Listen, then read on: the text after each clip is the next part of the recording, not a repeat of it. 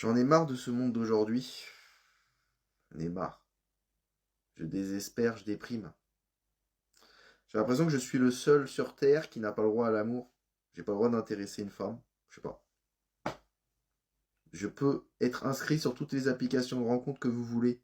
Je peux mettre n'importe quelle description, n'importe quelle photo de profil. Les femmes, elles ont décidé de m'ignorer jusqu'à la fin de mes jours. Je peux envoyer un message, je recevrai jamais de réponse. Des likes, jamais de réponse. Rien du tout. Les femmes font comme si je n'existe pas. Et les boîtes de nuit, c'est la même chose d'ailleurs. Moi, les rencontres en boîte de nuit, j'y crois même pas. Les femmes, elles ont décidé de calculer la Terre entière sauf moi. Elles ont décidé, non, lui, on va le laisser seul jusqu'à la fin de ses jours. Voilà. C'est énervant. Dans la vie, moi, je voulais avoir des enfants, je voulais pouvoir me marier, être heureux, être épanoui, et je ne peux pas. Parce que les femmes, elles ont décidé de pas me désirer, elles ont décidé de pas vouloir de moi. Hein. C'est relou, quoi. Franchement, j'en ai marre, quoi. Je me dis, mais pourquoi je perds mon temps dans ce monde où j'ai pas le droit au bonheur? Je vis dans un monde où les femmes, je suis un transparent, translucide, je suis Casper le fantôme, quoi. Je pourrais vivre jusqu'à 100 ans, j'aurais rien, rien du tout. Il y en a à 20 ans, ils sont déjà pères de famille, ils sont mariés, ils ont une vie épanouie. Moi, je peux vivre jusqu'à 100 ans, j'aurais rien de tout ça. Parce que les femmes, elles ont décidé de ne pas vouloir de moi. Voilà. C'est relou, quoi. Franchement, j'en ai marre, quoi. Je perds mon temps dans ce monde. Je me dis, mais qu'est-ce que je fous là? Franchement, ça sert à rien. Bref, ça me saoule, quoi. Moi, j'écoute plus les personnes qui me disent que vivre seul, c'est l'objectif d'une vie. Voilà, hein, les personnes qui vont te dire que c'est pas grave de pas avoir d'amis, que vaut mieux être seul que mal accompagné, que machin, que nanan. Vas-y, c'est bon, c'est trop. Mieux être seul que mal accompagné, c'est avec ton petit copain ou ta petite copine. Et sinon, vous êtes des menteurs. Vous êtes des menteurs. Et surtout, vous n'êtes pas légitimes parce que 90% des personnes qui vont te dire que c'est pas grave de pas avoir beaucoup d'amis ou de pas en avoir du tout, on n'est jamais mieux servi que par soi-même, c'est des gens qui ont tout le tour du bide. Donc c'est comme les personnes qui te disent que l'argent fait pas le bonheur, tu roules en Ferrari. Donc ferme ta gueule en fait. Casse un tour, hein, ça se voit que toi t'es pas en train de compter tes sous à Lidl, bah c'est exactement pareil, genre, en fait, il y a des personnes qui sont là en mode non, moi je sors pas ce soir, je suis vraiment trop claquée, j'ai fait que bouger à droite à gauche, je me prends enfin 5 minutes pour moi dans toute ma semaine. Donc oui, vous appréciez votre moment avec vous-même. C'est le seul moment où vous avez enfin pu vous couper les ongles. Non mais enfin, j'exagère, mais il y a des personnes, c'est comme ça, elles ont des amis, c'est bon, t'es premier ministre, t'as des rendez-vous tous les 4 matins, on peut jamais te voir, faut programmer un rendez-vous 6 mois à l'avance, c'est pire que le gynécologue. Donc du coup, toi quand tu viens me dire que ah ouais, ça fait trop du bien d'être seul, faudrait que t'apprennes à apprécier ça. Mais tu l'apprécies même pas toi-même, frérot. Tu n'es jamais tout seul. T'es seul une fois tous les 4 matins, tous les 8 du mois, et tu viens me faire la morale à moi, qui n'ai pas choisi d'être seul. C'est ça la nuance en fait. Parce que se dire, ah non, ce soir je ne fais rien parce que c'est cocooning, ou j'ai des trucs sur lesquels j'ai pris du retard, etc. Oui, ah, c'est génial. Mais être seul parce que, eh ben, personne ne me répond, personne ne me propose quoi que ce soit, et le peu d'amis que j'ai me mettent des vues ou ne sont pas dispo, ou ont osé me dire, ouais, je fais un truc sans dire et toi, sans proposer, sans rien, c'est pas du tout la même sensation, hein, c'est pas du tout le même feeling. Donc s'il vous plaît, fermez-la. Attention, je suis pour m'aimer moi-même, je suis pour être en adéquation avec ma personnalité et apprendre à m'occuper, voilà, ici toute seule chez moi. En revanche, ben, être une personne géniale, j'aimerais le partager avec d'autres gens. Il y a des activités que j'ai envie de faire à deux. Oui, le cinéma, tu peux y aller tout seul, c'est sûr, c'est bien, c'est le moment parce qu'en plus t'as pas à parler. Oui, le resto, tu peux aussi, mais tous les jours me faire des restos seuls, genre parce que je n'ai pas le choix, ça va me faner. Genre, faut prendre la distinction en fait. Il y a le choix d'être seul et ne pas avoir le choix. C'est deux choses différentes. C'est comme bah j'ai pas fait le choix d'être pauvre, donc quand tu me dis que l'argent fait pas le bonheur, génial, ravi, j'ai pas d'argent, j'ai pas le choix de toute façon. Mais tu me laisses même pas la possibilité de te prouver le contraire et te dire que bah moi je serais bien plus heureuse avec de l'argent, ou donc là dans ce cas précis avec des amis. Ensuite, ça m'amène à un troisième point, c'est que les personnes qui te disent ça, mais tu me considères, enfin je veux dire on est amis, on est potes, tu m'aimes bien, enfin est-ce que vraiment je compte, est-ce que voire même je suis spéciale, est-ce que ça vous ferait pas quelque chose d'être spécial pour quelqu'un, quelqu'un qui tuerait ou mourrait pour vous, quelqu'un qui vous suivrait n'importe où.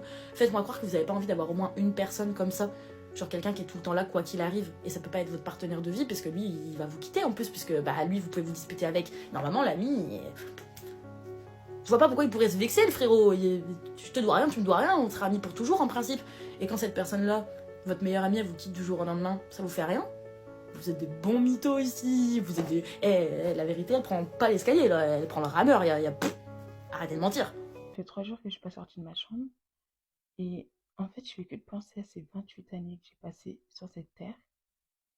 Et à quel point ces 28 années elles ont été juste horribles en fait. J'ai jamais été heureuse. Genre le seul moment de bonheur que j'ai connu, c'est quand le PSG gagne la Ligue des Champions en mai dernier. Je sais pas, je trouve ça super triste. Et là, la seule question qui tourne en boucle dans ma tête, c'est mais pourquoi je devrais continuer à m'infliger ça en fait? Ça fait 3 jours que j'y pense et vraiment, je trouve pas de réponse. Pourquoi je devrais continuer à m'infliger une souffrance pareille? J'ai pas laissé mon réveil sonner, je me suis réveillée 1 heure avant. Tu sais, je pensais à un truc là. Là, on est dans une période de notre vie, nous, les femmes de 50 ans, là. On a envie, quand on est célibataire, de rencontrer quelqu'un, mais on n'a pas envie d'être embêté, en fait. Alors, c'est compliqué. Quand tu as un date, tu rencontres quelqu'un, tu vois, que ce soit sur une appli ou parce que tu l'as rencontré dans un endroit improbable, dans une soirée, un mariage, n'importe quoi. Tu te dis, il me tarde de le revoir avec toutes les appréhensions que ça va comporter. Cette mèche m'énerve. Tu y vas et puis tu te dis, qu'est-ce que lui va me faire? Il va me faire souffrir. Bien sûr, c'est comme quand on a envie d'un enfant, qu'on est enceinte et qu'on accouche et puis on se dit, ah, plus jamais. Puis en fait, on en refait un autre enfant parce qu'on est comme ça, la nature est ainsi faite. Heureusement, c'est très très bien fait.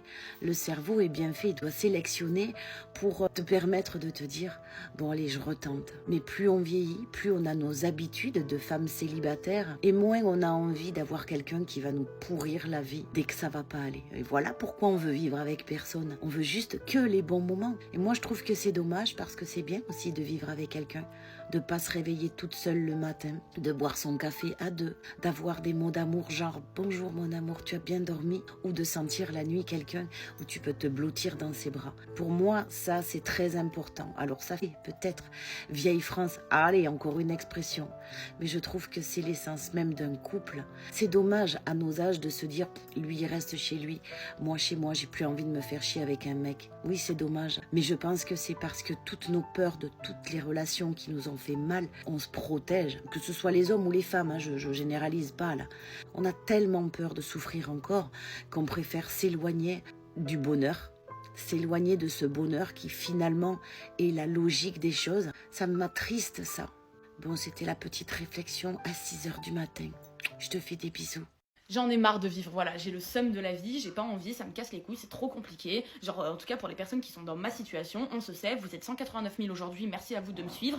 On est en DEP, en burn-out, en trouble de la santé mentale, ça existe pas mais j'ai inventé un nouveau terme, ça ne va pas. On est malade, on n'est pas bien, on est complètement peu reconnu et on nous chie à la gueule la génération des 20-25 ans, ces alentours-là, on nous traite comme si on était de la merde en boîte, en mode oui, ils veulent plus travailler, oui, ils veulent plus faire d'études. Bah moi j'ai fait les deux et ce depuis mes 16 ans je bosse. J'ai un bac+5, j'ai tout donné et aujourd'hui on me dit nique ta race, tu n'as pas assez d'expérience alors que j'ai fait des alternances, des stages, j'en passais des meilleurs et malgré ma dépression, malgré le harcèlement que je subissais à l'école, malgré la violence à la maison, l'abandon de mon père, mon viol, les décès, les machins, plein de choses que plein de personnes vivent malheureusement au quotidien et en plus on est entouré de personnes qui te disent ouais bah t'as pas à être mal.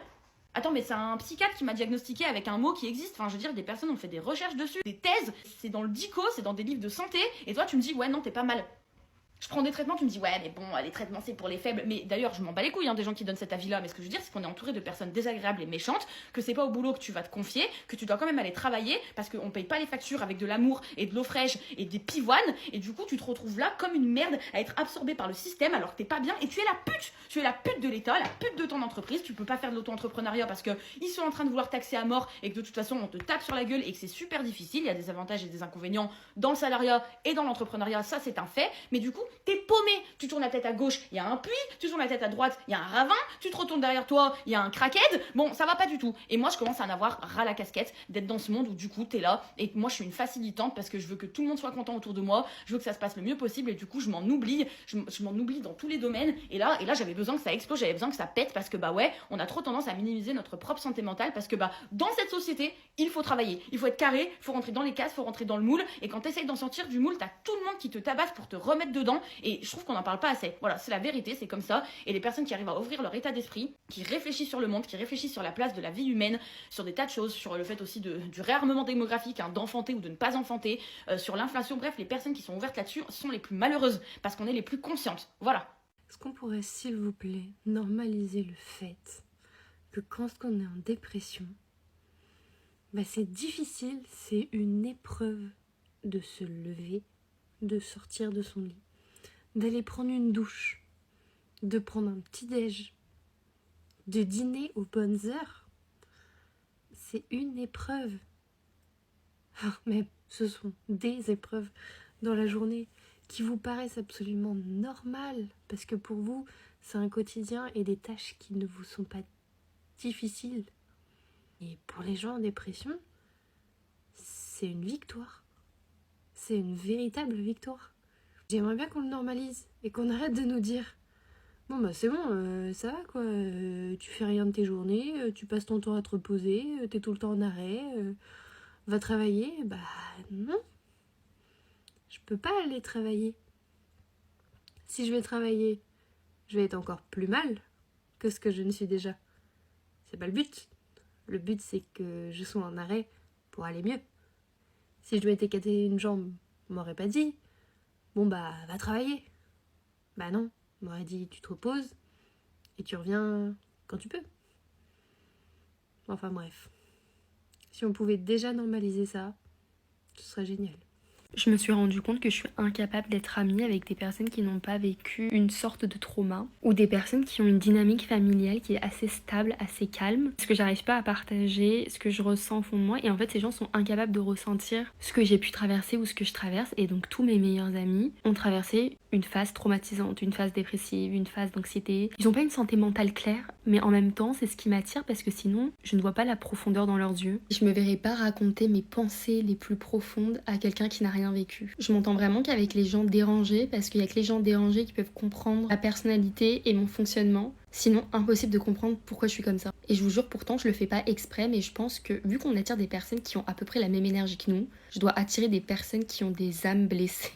Vous voyez, des gens avec du relief, des gens qui ont traversé des choses et qui traversent encore des choses. Je saurais pas vous dire si on se tire vers le haut ou vers le bas, mais c'est les seules personnes avec qui j'arrive à avoir des conversations qui sont assez thérapeutiques. J'ai aussi des amis très sains et très heureux dans leur vie et dans leur tête. Ça m'inspire dans une certaine mesure, mais il y a vraiment des choses qu'on peut pas partager ensemble en fait.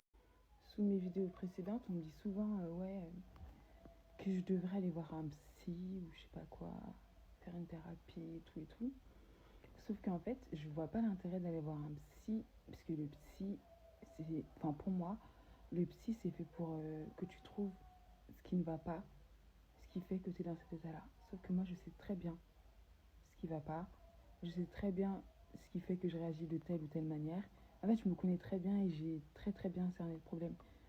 Donc, je vois vraiment pas l'intérêt d'aller voir un psychologue. Après, peut-être que j'ai tort, et peut-être qu'un psychologue ne sert pas que à trouver le pourquoi du comment, mais je le sais déjà. Donc, pour l'instant, j'en vois pas l'intérêt.